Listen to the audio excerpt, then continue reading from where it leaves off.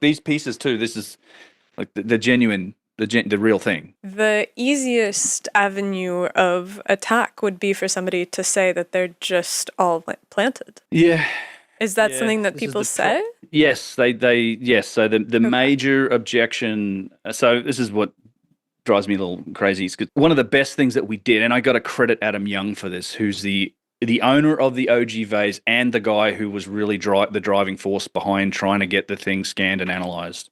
And he's still the driving force today.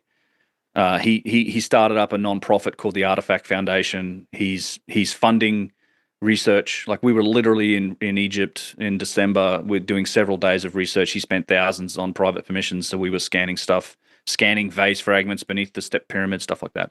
And but he open sourced his results, right? So we scanned it, and I distribute. It's all on my website. If people want to look at the reports, they want to look at the STLs, if you want to look at the models, it's all open source. It's on my website, unchartedx.com. You find vase scan resources. There's a whole page full of stuff. So people can go and verify this for themselves. Like you can't argue with the data at the end of the day. Like you can verify the precision. You can do Mark Vist's calculations on the radial traversal pattern. You can do all of that yourself. So nobody argues with the data. The skeptics on YouTube that don't like what this means, it seems like, are mostly, frankly, bitching about the fact that some of these vessels don't have like amazing provenance. Like we don't have histories of them beyond, say, the 1960s. Some of them we do, like lots of, and a lot of these are coming from private collections so far. However, like last year, we were in the Petrie Museum. We scanned vases that have impeccable provenance in museums. A lot of the stuff in Matt Bell's collection, one of the guys who's really acquired a lot of these vases. Matt's going to come on in a couple of weeks too, by the way. Excellent. Yeah, Matt's great. Yeah, I love Matt. He does a great job, and he's doing good work in the podcasting space too. But he and by the way, shout out to Matt for sending us these vases in the first place. he sent you guys. Perfect. Yeah, that's where he got these. He's the man. I mean, all of these ones behind me, he sent me as well. I have most of his collection, or at least the early days of his collection up here. It's great, and he's a very generous guy. He's been a big supporter of mine for a long time, so I'm thankful to him. And but some of his vases also have impeccable provenance. They're precise. Some of the vases in the Petrie Museum, impeccable provenance. They're precise.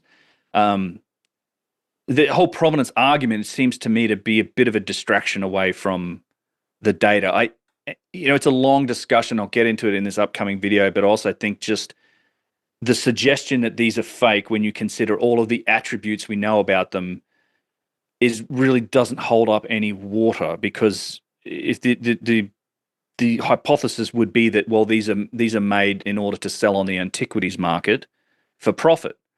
And we know of some of these vases going back to the 1960s or the 1980s. I would question our capability to make them as precisely as we know they have been made in those time periods. I'd also question why you would do it like that in the 1960s. There's no point making them precise. Just get them pumped out in a Chinese or an Indian granite shop and sell them. It's fine. You don't need, it would cost you so much to make them precise. And here's the other thing about these vases. You mentioned this before. They're unadorned. They're just stone vases. There's no writing on them. They've never been that valuable when you're talking about antiquities, real antiquities. They've become quite valuable since my vase videos came out. I know this from antiquities vendors because the price has gone like 4 or 5x. I talked to one guy. He's like, "What is going on? I've had so many phone calls about these vases," and I'm like, I don't know. Like, and I stupidly, I mean, of course, I get called all sorts of names in this scene as well. I'm a grifter, apparently. Are you selling vase lies. reconstructions? Yeah, no, I'm not. I don't, and I never got in on the grift of buying vases so I could then pump the price up to sell them later. So I don't actually have any of them myself. But you're not very good at grifter. grifting. Yeah, I know. Exactly. So I think there's a lot of logical inconsistencies with trying to suggest they're fake, particularly if you consider the precision, the mathematical design behind them. The possibility of even making them that well in the 1960s. Why would you do it? Like, fake antiquities exist, right? But they're usually paintings or tile mosaics or mosaics, however you say that word, things that are easier to replicate. They're worth a lot more money. I mean, these are challenging to make. I just wouldn't think it'd be a target for fakes. I mean, particularly when they're not worth that much.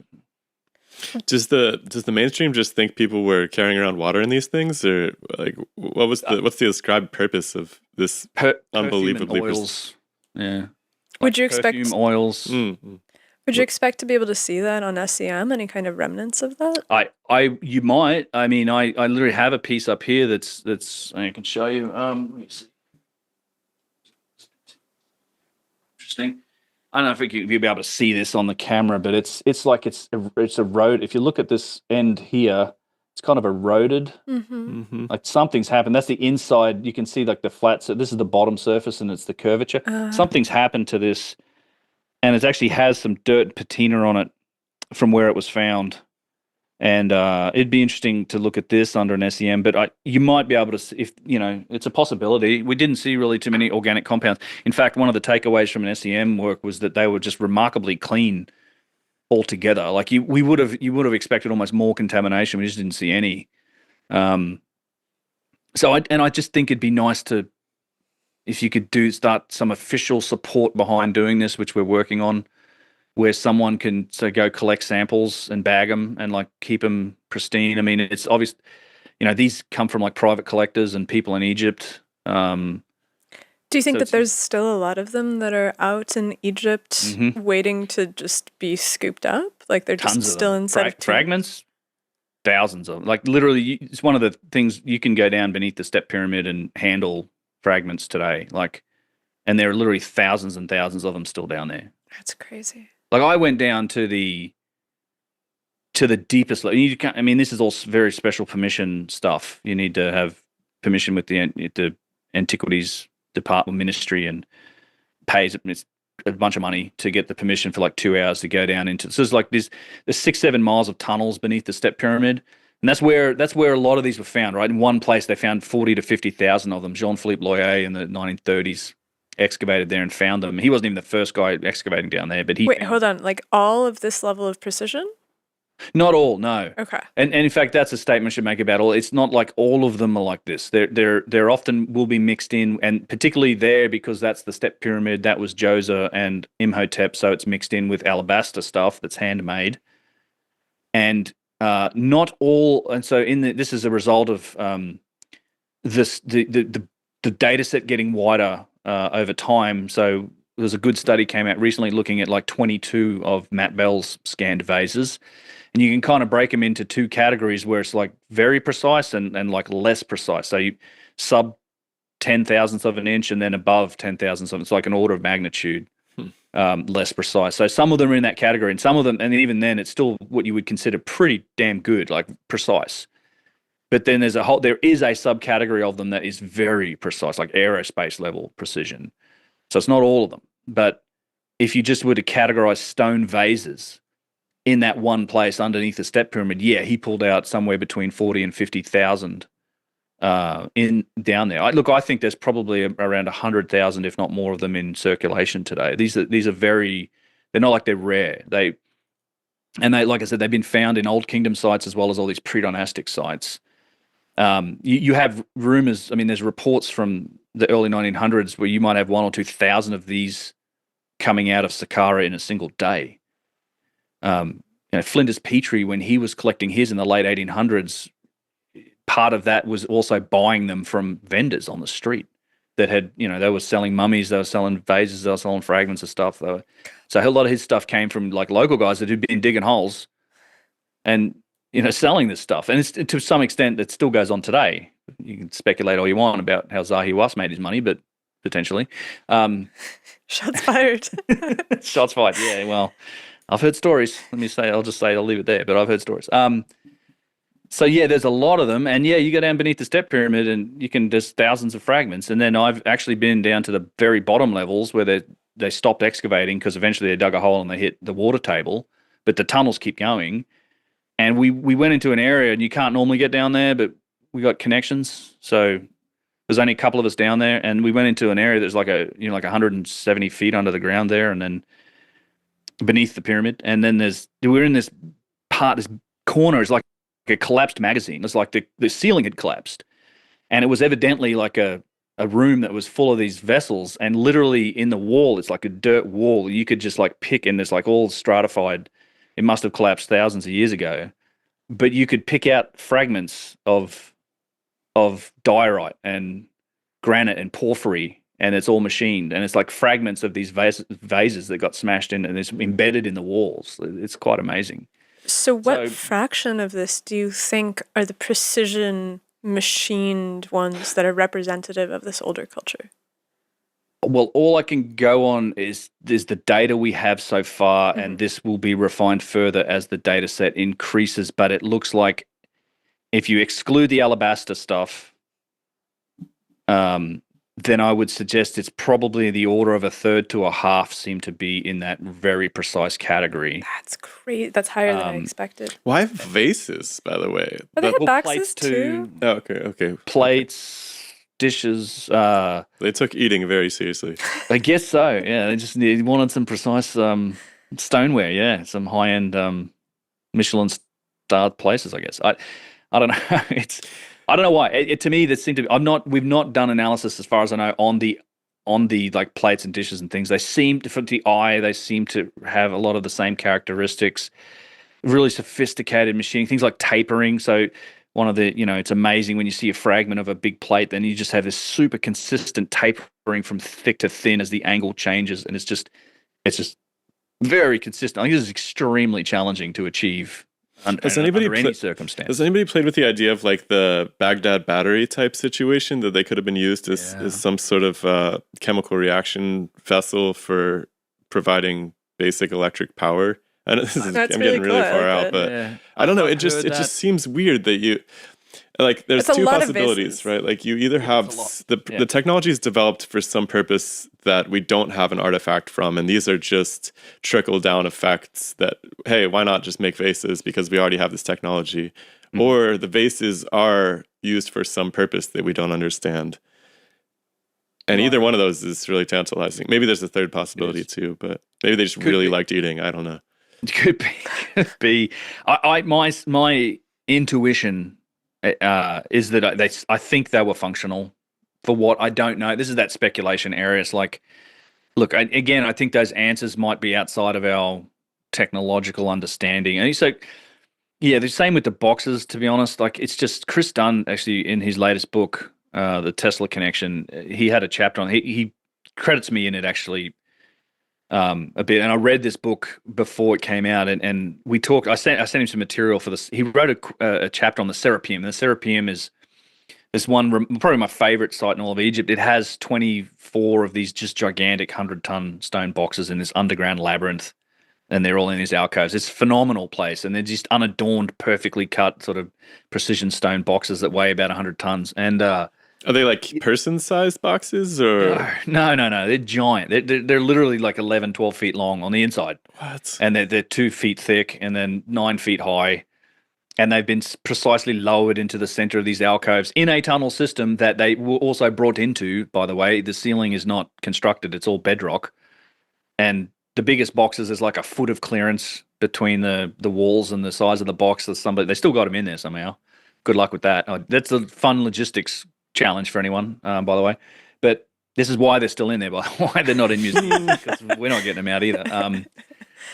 Anyway, so he wrote this wonderful chapter looking at like what are the possibilities, and he kind of expanded on this idea that the technological answer to this could be so big we can't see it, or it could be so small we can't see it. I think one of the concepts that's wild, and this is total speculation, but one of the things I like to think about and that I think is a possibility is that all of these sites, that what I call the Sunbelt sites, these old kingdom pyramid sites that are on the west bank of the Nile near Cairo, Abu Rawash and Giza, Saqqara, Abusir, Dashur, Saqqara, Abu Ghurab. There's this whole belt of them, and there's always been rumors that they're connected. To me, I think these could have been functional sites that were used for some sort of industrial purpose.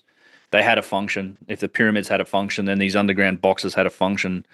I think there's something to the phenomena of massive stone boxes either in the ground or in pyramids, because there's something damn sure happened in that Great Pyramid that we don't understand. I mean, that box is not a box for a person. It's blown up. Like the granite, the walls inside the King's Chamber have cumulatively expanded about an inch. something that Petrie noticed. He talked about it. He's like, if there's like some sort of overpressure event, something happened that they shifted, but they've sort of expanded by the room sort of moved about an inch total. The granite's burnt in there. Like it literally changes color as you come out of the king's chamber and you're in the antechamber. And if you look at the granite around the corner, it's a different color. Like it's burnt. There's signs of burning at the roof of the grand gallery. I mean, and why do you create a freestanding 2,500 ton granite structure inside of a pyramid in the first place? I'm not sure there's any good explanation for it. Like that, people call these chambers above the king's chamber relieving chambers, but they're not. Like that is essentially a freestanding structure inside the pyramid. That there's no weight actually being put on that granite structure other than its own weight, which is total about 2,500 tons of rose granite. Have you heard this guy Jeffrey Drum's theory about the industrial agriculture stuff? Yeah, the Land of Chem is his channel. Yeah, that was fascinating. That was that was a really shocking podcast we did with him. I thought that it was going to be completely loony, and then I just kept getting like more and more pulled into it. Like this is freaking crazy. He has some good theories. That the chemical plant theories are interesting. I like the idea that there are speculators out there chasing down in different theories. Like Chris Dunn has his theory about the pyramid being a power plant. You know, his theory kind of explains every aspect of the pyramid. His new theory involves a lot of new science, earthquake science, the science behind earthquake lights, a bunch of also stuff related to Tesla that I think is super interesting. I'm really encouraged when people chase down these theories and they seem to hold weight and they stand up to scrutiny, things like that. I like to pay attention to them. I don't really have so many of my own really speculative theories. I'm, however, just convinced that the stuff was functional. Now, what that function is, I'm not probably smart enough to come up with my own theories on that, but it's something I'm working on. I do think there's speculation to be made around what this culture might have looked like when they existed and what it means for the rest of us and that type of thing. But yeah, it's fascinating. I think there's this idea that just simple tombs that were made by these butt flap wearing primitives is just it's dying a very deserved death at this point. I just don't think that holds up to any scrutiny at all. There's very little evidence for it. And whether or not you think that the dynastic Egyptians are responsible for everything we see in Egypt, or you think it was another culture, I think the evidence is such that it requires at this point a rewriting of history. We have to account for the technological evidence that we are seeing, which in the case of the dynastic Egyptians, if you think they did it, then we need to drastically revisit our understanding of their culture and their capabilities because it far exceeds the current version of them that we think of.